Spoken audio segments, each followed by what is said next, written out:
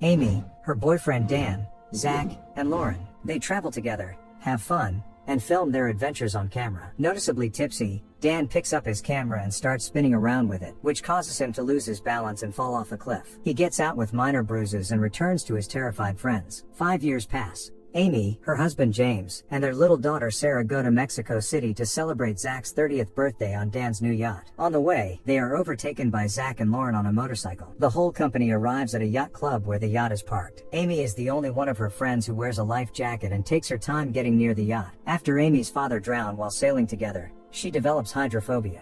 With her husband's support, Amy overcomes herself and climbs up on deck. The friends look around the yacht and find Dan in the cabin in the arms of his next girlfriend, Michelle. The group hoists the sails and sets off. Zach and Lauren ask Dan how he could earn money for such a boat, but he guffaws and evades answering. Amy and James put their daughter to bed and leave a walkie-talkie in her cabin to hear when she wakes up. The party is in full swing. Friends are drinking, dancing, and having fun. Michelle offers the sun-warmed company a swim. They happily accept and dive into the water. Amy stays on the boat with Dan, and they go to the cabin to check on baby Sarah. Dan confesses to his ex-lover that he wants kids, too, and regrets being such a jerk in the past. Amy is happy with her husband, so she shortens the awkward conversation and suggests Dan return to the deck. Overboard, the friends are enjoying themselves. Zach retrieves a seashell from the bottom of the sea and gives it to Lauren. Michelle flirts with James. Amy walks the deck with Dan and confesses that she hates her phobia and is afraid it will be passed on to Sarah. In a pampering fit, Dan grabs Amy in his arms and, without listening to her hysterical cries, jumps into the water with her. She begins to panic, and flashbacks from the day her father died flash before her eyes. The friends try to bring her to her senses, but their voices sound to her as if from afar. Suddenly, everyone realizes Dan didn't lower the ladder before jumping into the water. Only little Sarah is left on the boat, and all around them is the endless sea. James hums a lullaby to Amy to soothe his wife. The rest of the group tries to climb back onto the boat by kicking off the water. They fail because her sides are too high.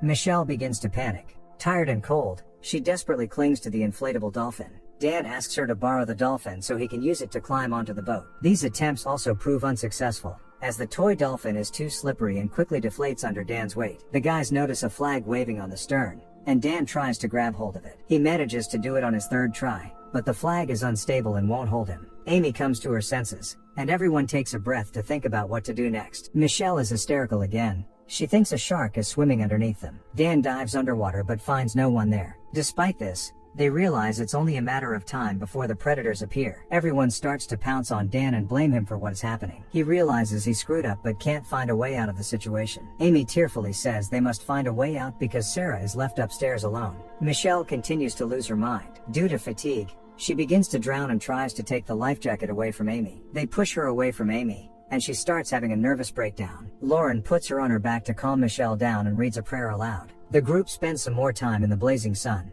They run out of energy and are thirsty. Suddenly, somewhere near the boat, they hear a cell phone ringing. The sound comes from Zach's dangling jacket. Dan manages to throw the jacket down, and Zach answers the call. But because the phone is soaking wet, they don't have time to pass anything on. In complete distraught, Michelle snatches the phone out of Zach's hands, and it falls into the water, depriving them of an opportunity to try to reconnect. Dan suggests a new rescue idea. Take off all their belongings and tie a rope from them to throw it on board. At this point, the guys notice a boat rushing past them at high speed. The friends desperately try to signal the passengers, but they don't understand the guys' plight and wave their hands in response as they pass by. They have to go back to Dan's plan. Using the knife they found in Zach's jacket, they cut the clothes into pieces and knit a rope from them. James asks Dan if it is possible to get to the boat from below, but he doesn't know. So he checks the boat himself and, taking the knife from his friends, dives under the water. Meanwhile, the group manages to throw a homemade rope on board, and now Zach tries to use it to climb up. This attempt also proves futile. The rope breaks, and Zach falls back into the water. James is also haunted by failure. During another dive, he accidentally loses the knife. To save the sinking knife, he swims too deep and hits the bottom of the boat during his ascent. James swims out, and Lauren examines him. Blood from his ear reveals that he has suffered a head injury and must get to a doctor immediately. This becomes the last straw for Zach, and he decides to resort to more drastic rescue methods. He takes a knife from James and starts punching through the side of the boat to use it to get upstairs. Dan rushes to his friend in hysterics and tries to stop him, as he doesn't want him to damage the boat. During the altercation, Dan accidentally stabs Zach in the stomach. The situation gets entirely out of hand. From the radio comes the hysterical crying of Sarah, who is already awake and not seeing her parents around. Because of the severe wound and lack of medical attention, Zach slowly and painfully dies. Michelle drifts away from the group and, finally losing her strength due to fatigue, goes down. Dan tries to save her but realizes it is too late. Grunting and panting, Zach tries to make a joke. He remembers their trip 5 years ago and wishes Dan had brought a camera this time. His last memory is of Lauren. He remembers how beautiful she was the last time they saw each other. After these words, Zach becomes silent, and his body goes limp right into Lauren's arms. She begins to sob hysterically. This time, James's nerves are fraying. He lashes out at Dan and accuses him of valuing the boat more than the lives of his friends. Amy tries to calm her husband down, but he is even angrier that his wife is defending her former lover. James's abrupt movements make him begin to vomit. Dan admits to his friends that he lied to them about the yacht and his financial situation. It turns out that Dan arbitrarily borrowed the yacht from his boss, from whom he works as an errand boy. He posed as the owner of the boat to lure beautiful girls like Michelle. He wanted to brag to his old friends about his luxurious life so they wouldn't guess he had never accomplished anything over the years. That's why he didn't want the knife nicks left on his yacht.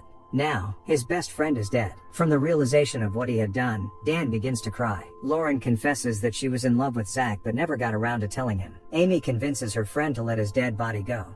Several more hours pass in the open sea. Exhausted, everyone keeps their balance on the water and recalls moments from their lives. James' condition grows worse, and he begins to rant. Lauren, unable to stand the inactivity, says goodbye to her friends and swims away, hoping to get to shore and call for help. Little Sarah continues to cry. Amy tries to shout to her through the radio, but the baby does not calm down. She remembers Zach's idea of getting on board with a knife and is about to dive into the water to find it. Dan stops her and goes underwater himself to make it up to his comrades somehow. It's getting dark. Amy is left alone on the water with James. He periodically passes out and tells his beloved that he is tired and has a headache. It starts to rain, and James dies quietly. Amy screams, distraught at the pain of losing her beloved. Dan hears her cries, but he continues to dive into the water to find the knife to save them. Night falls. Finally accepting her husband's death, Amy releases his body.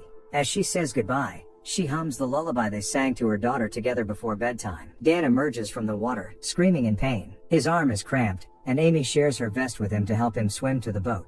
Meanwhile, the storm intensifies, and the chances of survival in such conditions are incredibly slim. Dan, feeling helpless, slams his goggles into the stern of the boat with all his might. The goggles shatter, and all that's left is the glass, which hurts his hand. That's when he gets an idea of how to use the glass to save himself. Dan pushes the glass into the gap between the board and the folding gangway and holds onto it with his hand. He calls out to Amy, who, using Dan's hand as a stepping stone, tries to climb aboard the boat. She tries to grab hold of the board, but the heavy rain makes her hand slip, and she falls into the water. Dan asks her not to give up and try again. She gets on his shoulders and tries to climb up again. Dan struggles to hold on to the sharp shard of glass, screaming in pain every time Amy steps on his arm. Amy's hand slips again, and she falls. Gathering all her remaining strength, she makes another attempt and finally manages to cling to the side and climb to the deck. Overwhelmed with emotion, Dan laughs and shouts for joy. Amy lowers the gangway and immediately runs into the cabin to her sobbing daughter. Dan clings to the gangway but stops. He is faced with a choice: to follow his friend and save himself, or accept punishment for what happened to his friends through his fault.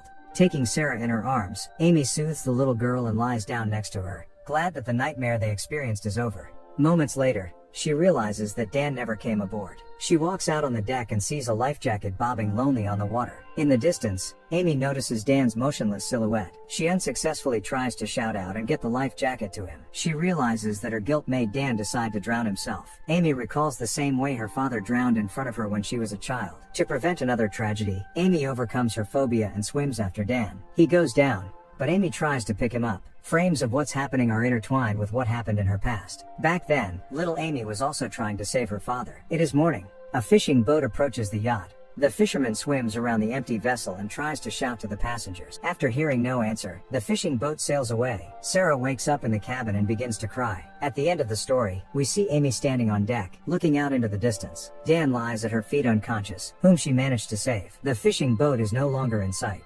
Only the sounds of the engine can be heard in the distance, but she has survived and can now return home.